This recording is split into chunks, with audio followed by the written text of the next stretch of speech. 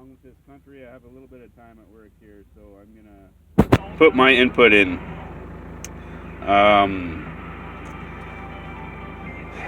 We all know about this gender identity thing that Justin Trudeau is pushing on us, the people person thing.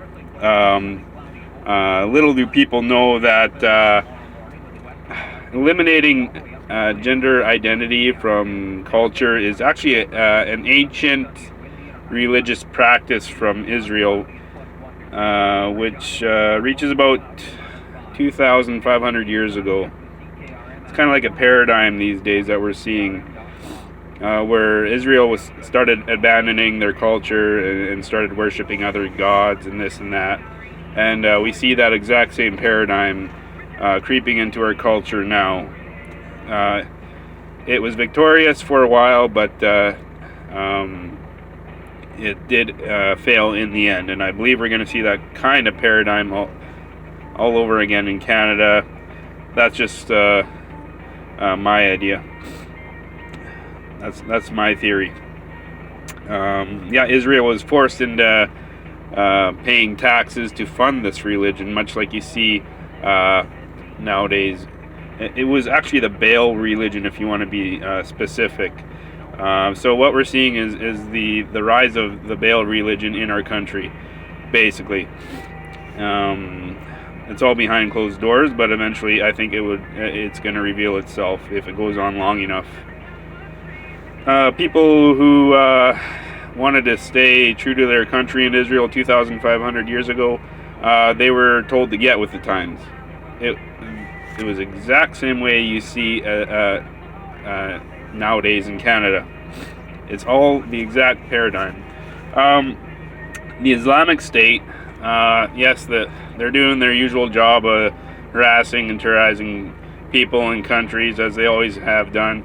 Back when the Crusades were on, the Crusades were not because some Christians went on some crazy rampage. It was because of Islamic oppression, much like you see around the world again these days, right? They were taking their wives, their children as slaves, this and that, and this went on for decades. The Christians got sick of it because nobody was doing anything, and they took charge and they defeated the Islamic State. That's what the Crusades were about. They were rescuing slaves. They were rescuing their own people. It wasn't some random rampage, as you so often hear. I believe a different kind of crusade is going to happen these days.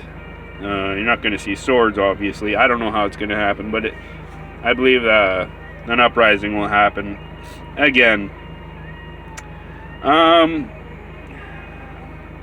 What do we do about this? First, understand our culture. Understand our history. It's so important. Otherwise, you don't even know where we're coming from. I decided to pick up a book one day, and it was one of the greatest things I've ever done. I learned about Canadian history. That's where I found out our heritage is actually from the Bible verse, Psalm 72:8. That's what this country stands on. Whether you're a Christian or not, whether you like that or not, that's exactly what happened. Samuel Leonard Tilley was the one who discovered that verse, presented it to the founders, and the founders all agreed that this will be our foundation. Psalm 72:8 in the Bible. It's going to take work. You don't go to war expecting not to work. I know this is more of an ideological war, but it's going to take work. An ideological war is going to take not necessarily practicing to take up arms, which is very good, by the way. You should do that, but it's going to take work as in reading, gaining wisdom and knowledge, stuff like that. I encourage you to pick up a book. It's one of the greatest things you can do. If it's not your strength, figure something out. If reading is not your strength, figure something out. Find your place. I'm going to tell you a story about Vimy Ridge. And it should be encouraging to everybody here in Canada. Vimy Ridge was a place where the Germans held a. It was in France anyway, and many Allied countries attempted for years to take on Vimy Ridge against the Germans, and they all failed year after year. And eventually they decided to give the Canadians a phone call, and Canadians accepted it, and so they went across seas to France. And well, first Sergeant Sam Hughes was taking charge of the Canadian Army, and they were practicing a lot out here. Like I say, it takes work. They were practicing. These trench moves. It's called the trench raid. It was never heard of until Canadians were invited to the Battle of Vimy Ridge.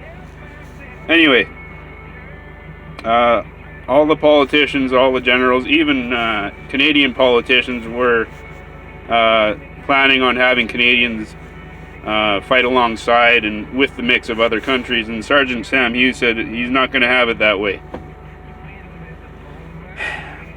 He said Canadians are going to fight by themselves. We are brothers, and it's not going to be any different. He fought and fought and fought against his own political system and all the Allied countries, and he was so persistent that they gave in. So the Canadians went to Vimy Ridge all on their own. When they entered France, they went on this dock. Well, they entered a port and they were walking on this dock, and this guy asked them, some random guy, a mysterious guy, he said, are you afraid? The Canadians really didn't know what they were getting into. And the Canadians were kind of cocky, and this guy replied with, well, you should be. And that is right, they should have been. Anyway, after all those years of Allied countries trying to take on Vimy Ridge, Canada did it all by themselves. And while they were at Vimy Ridge, I'm going to tell you something. While they were at Vimy Ridge, the rules were you were allowed to know that you're screwed. The Canadians were absolutely screwed when they showed up. But the rule was you're not allowed to talk anything negative while you're there, or there would be disciplinary action. And I believe that they did that for a reason, because once you start talking negative, you start creating an atmosphere of a losing scene. And they knew that. Sergeant Hughes knew that. They were in a very screwed position, and they still won. They were known as the farmers with rifles. That's it. And all these countries had experienced soldiers, armies, this and that, and then they invite some farmers from Canada, and we're the ones who took it. So, those are my words of encouragement, I guess, during this time. I know it's crazy. At the end of the day, make sure this country is something worth fighting for, something worth living in, and that's my suggestion. Take care out there. Bye.